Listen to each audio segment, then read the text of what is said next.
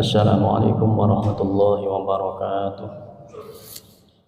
Bismillah, alhamdulillah, wassalatu wassalamu ala rasulillah sayyidina wa maulana Muhammad bin Abdullah. Asyhadu an la ilaha illallah wahdahu la syarika lah wa asyhadu anna Muhammadan abduhu wa rasuluh. Allahumma shalli ala sayyidina Muhammad wa ala ali sayyidina Muhammad. Subhanaka la ilma lana illa ma 'allamtana innaka antal alimul hakim. Ma'asyiral muslimin rahimakumullah. Pernah suatu ketika terjadi dialog antara Rasulullah dan malaikat Jibril. Pada waktu itu Rasulullah bertanya kepada malaikat Jibril mengenai keadaan neraka. Neraka itu seperti apa dan bagaimana? Kemudian dijelaskan oleh malaikat Jibril bahwasanya neraka itu ada 7 tingkatan. Ada 7 pintu. Dari tingkatan pertama dengan yang kedua dan seterusnya panasnya berbeda-beda. Tingkatan pertama itu sudah panas. Jadi api di dunia, panasnya dunia ini belum ada apa-apanya dibandingkan dengan panasnya api neraka. Kata Rasulullah, api yang paling panas di dunia ini, apa yang kita ketahui yang paling panas, itu ditambah 69 kali panasnya baru bisa hampir setara dengan panasnya neraka. Kemudian neraka yang kedua panasnya 70 kali lipat dari neraka yang pertama. Neraka yang ketiga panasnya 70 kali lipat dari neraka yang kedua, terus sampai ke yang ketujuh. Ikhwani rahimakumullah.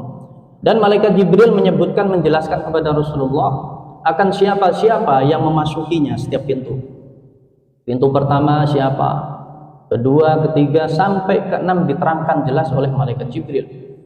Kemudian Rasulullah SAW bertanya kepada malaikat Jibril, kenapa ini Jibril kok diam, tidak menjelaskan tentang pintu yang ke-7, kok sampai yang ke-6 saja? Wahai Jibril, neraka yang ke-7 siapa penghuninya? Kemudian malaikat Jibril menjawab, wahai Rasulullah, jangan engkau bertanya itu. Malaikat Jibril saja menyampaikan tidak bisa, tidak tega. Sampaikan kepada aku Jibril. Kemudian malaikat Jibril menjawab bahwa pintu neraka yang ke-7 itu akan dimasuki, dihuni oleh umatmu yang bermaksiat, melakukan dosa-dosa besar. Ma'asyiral muslimin rahimakumullah. Kita memang bukan siapa-siapa, bukan nabi yang dijaga oleh Allah. Tidak terjaga, artinya pasti punya salah dan dosa. Akan tetapi sebisa mungkin kita itu menjaga diri kita untuk tidak melakukan dosa-dosa besar. Karena kalau dosa-dosa kecil dengan rahmat kasih sayangnya Allah, kemurahan Allah bisa dihapuskan dengan ibadah-ibadah kita. Sholat zuhur ke asar menghapus dosa diantaranya. Sholat asar ke maghrib menghapus dosa-dosa kecil diantaranya. Begitu seterusnya. Jadi kalau seseorang itu menjaga sholatnya, insya Allah dosa-dosa kecilnya itu hilang, dihapus dengan ibadah sholatnya. Tapi kalau dosa besar tidak bisa dengan itu.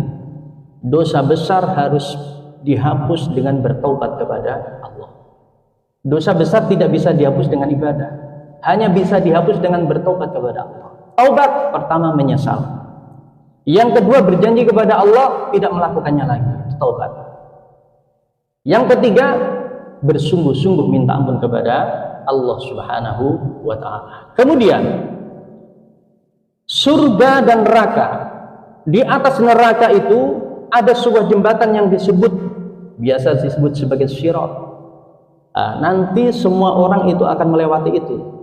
Di dalam surah Maryam ayat yang ke-71, wa inna minkum illa wariduha kana ala rabbika hatman maqdiya. Semuanya tanpa terkecuali nanti akan melewati sirat itu, termasuk Rasulullah.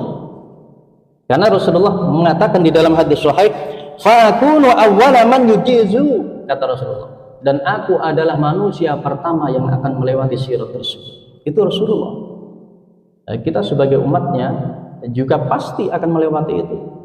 Rasulullah bersyarat umatnya adalah manusia pertama yang akan melewati sirat.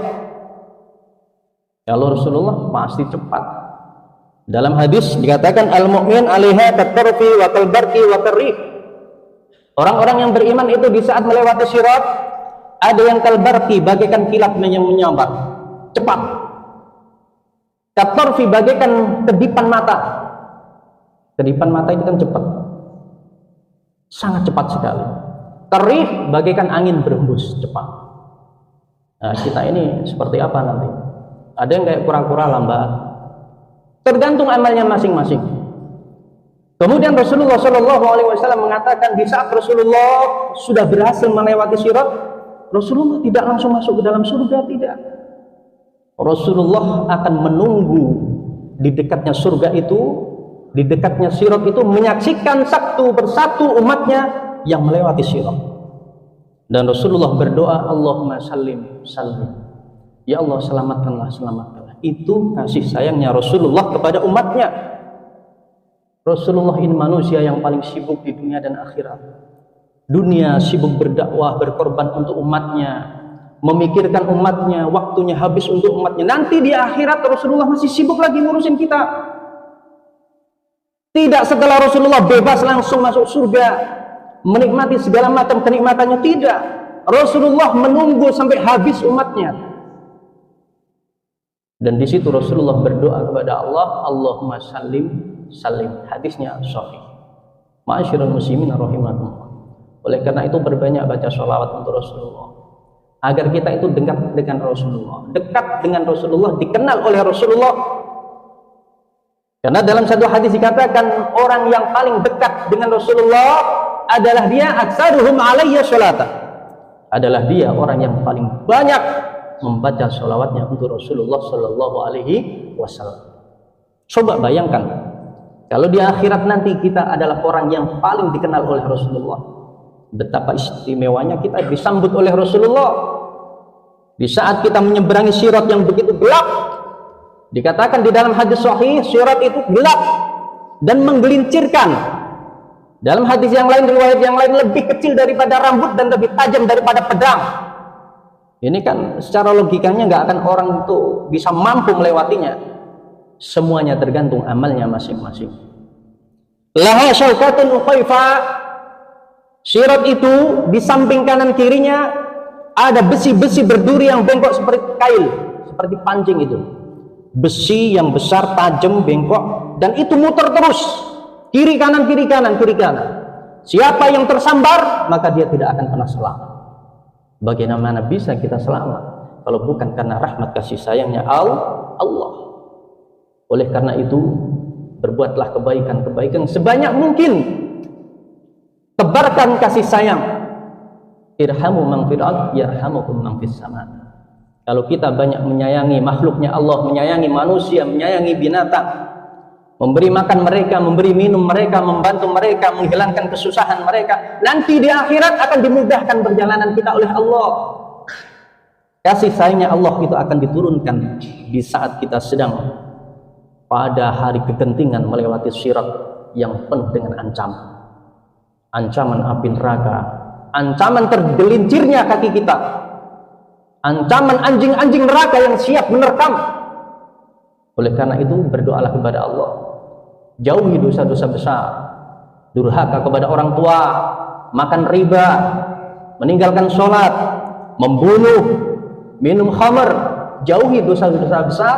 Insya Allah kita akan selamat di akhirat nanti. Amin ya rabbal alamin. Dan jangan lupa perbanyak sholawat kepada Rasulullah Shallallahu Alaihi Wasallam agar kita mendapat bagian doanya Rasulullah Shallallahu Alaihi Wasallam yang mengatakan di samping sirat, Allahumma sallim, salim, ya Allah selamatkan, selamatkan. Maksudnya umatku ya Allah, selamatkan dia, selamatkan Pak Jalimun, selamatkan Pak Saidul. Amin ya rabbal alamin. Demikian, semoga bermanfaat. Walafu minkum. Wassalamualaikum warahmatullahi wabarakatuh.